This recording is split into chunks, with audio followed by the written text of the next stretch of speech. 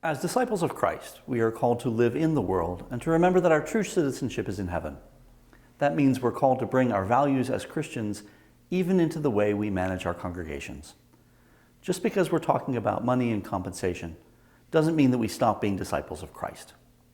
The challenge is to use the conversations about money as part of how we grow as the beloved children of God. It is our hope that the clergy compensation system here in the Diocese of Western Massachusetts will help clergy and congregations create strong relationships to support important ministries and healthy communities. The most important application of this system comes during the search process for new clergy. If congregations can get compensation right at the very beginning, it sets the whole conversation and relationship on solid footing. The next part of this video will highlight how the system works to support the search process. Later in the video, we will go over how to manage compensation over time. The system starts with a base rate. This is the minimum we would expect to provide our clergy. This minimum was set based on comparison with other dioceses in New England and also by looking at other non-clergy jobs in the region. This minimum reflects the considerable education and training that we want our clergy to have. Actually, there are two base rates, one for clergy who live in church-owned housing and one for clergy who do not. However, rates have been set so that there is parity and fairness based on how church-owned housing is treated for tax and retirement purposes. Depending on the circumstances of each congregation, there may be reasons to offer compensation that is higher than the base rate. Congregations who are looking for new clergy use these criteria to help figure out how much to offer. First, if a congregation does not provide housing, there may be a need to offer higher compensation so that the clergy are able to find housing. This would be the case if the church is located in an especially expensive housing market. Second, if a congregation is especially large and complex, there may be a need to offer higher compensation. Large and complex churches often require clergy with specialty skills. In order to call the right clergy for those congregations, the compensation may need to be higher. Third, some of our congregations have unusual circumstances.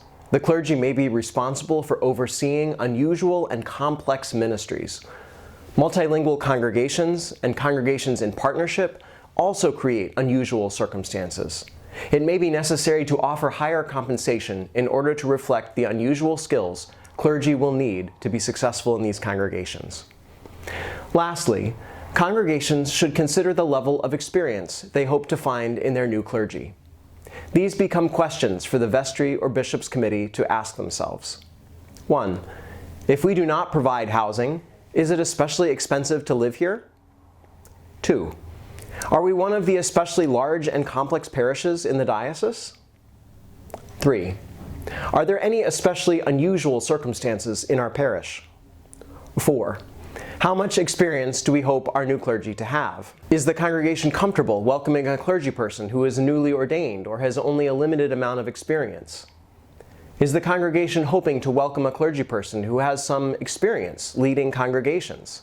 This is true for many of our congregations.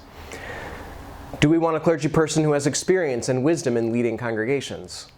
For example, this might be true for congregations who have experienced conflict and are looking for clergy experienced in these kind of challenges.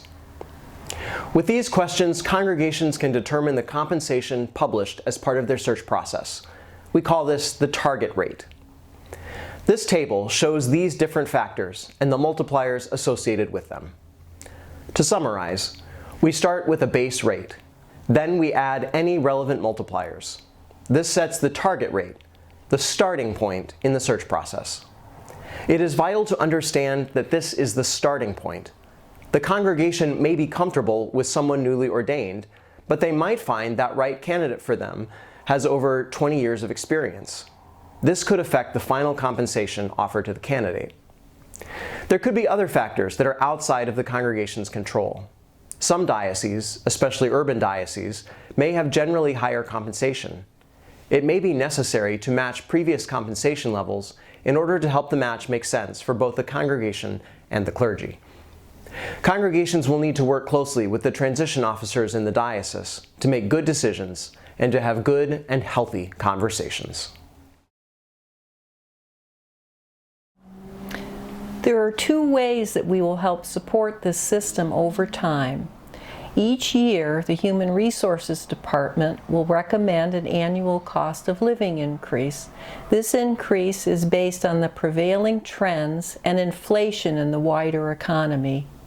Each year, the base rate will be increased by this annual increase.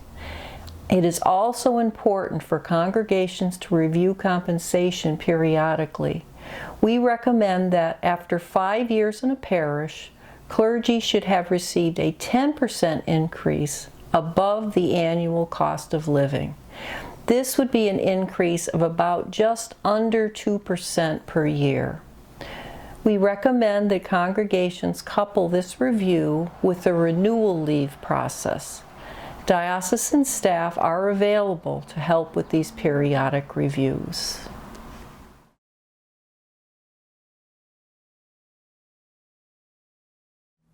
In our conversations with clergy, we asked when clergy felt most supported. One of the themes we heard was that clergy felt supported when someone else advocated for them in discussions about compensation. The size of the increase was less important than the sense of being valued. That's why we tried to create a system that encourages these kinds of good, holy conversations. We've also built in periodic review to help encourage healthy tenures. We know that clergy and congregations do their best ministry together when there's understanding and trust, and that comes with time. We hope this system supports you all, clergy and congregations, to grow as disciples of Christ. If you have questions or need support, please don't hesitate to reach out to the diocesan staff. Steve and Susan will be happy to help in any way they can. God bless you all.